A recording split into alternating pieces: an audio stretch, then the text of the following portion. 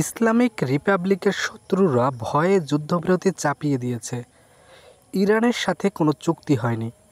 শনিবার 28শে জুন প্রকাশিত এক সাক্ষাৎকারে ভারপ্রাপ্ত সুপ্রিম কোর্টের বিচারক আলী আসগর মুস্তাহিদ জাহেদ কথা বলেন। রাশা নিউজকে দেওয়া সাক্ষাৎকারে মুস্তাহিদ জাহেদ বলেন, ইরান কোনো চুক্তি করেনি বা শান্তি চায়নি, বরং মার্কিন যুক্তরাষ্ট্র ও ইসরায়েলের ব্যাপক ক্ষতির পর যুদ্ধবিরতির জন্য ভিক্ষা চেয়েছে। আলী আসগর মুজাহিদের জাহেদ বলেন, তেহরানের সরকারি বিবৃতিতে যুদ্ধবিরতির কোনো উল্লেখ নেই। তিনি এও বলেন, শত্রু আক্রমণ করেছিল, জবাবে আঘাত পেয়েছে এবং শেষে একতরফাভাবে যুদ্ধবিরতি ঘোষণা করতে বাধ্য হয়েছে। কোমরে বিশেষ ধর্মীয় আদালতে সাবেক প্রধান মুজাহিদের বলেন, ইরান সর্বদা জাগ্রত ও সশস্ত্র। এদিকে ইরানের সর্বোচ্চ নেতা আয়াতুল্লাহ আলী খামেনি বলেছেন, ইরানি জনগণ তাদের ঐক্য প্রদর্শন করেছে।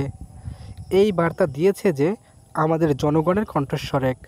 তিনি বলেন, ট্রাম্প ইরানকে আত্মসমর্পণের আহ্বান জানিয়েছিলেন, কিন্তু যুক্তরাষ্ট্রের প্রেসিডেন্টের মুখের তুলনায় তা খুবই বড় বক্তব্য ছিল। অন্যদিকে মার্কিন প্রেসিডেন্ট ডোনাল্ড ট্রাম্প জানিয়েছেন, আগামী সপ্তাহে যুক্তরাষ্ট্র ও ইরানের কর্মকর্তারা আলোচনায় বসবেন। ইরান ইসরায়েল যুদ্ধের কারণে স্থগিত হওয়া সংলাপ পুনরায় শুরু হতে যাচ্ছে।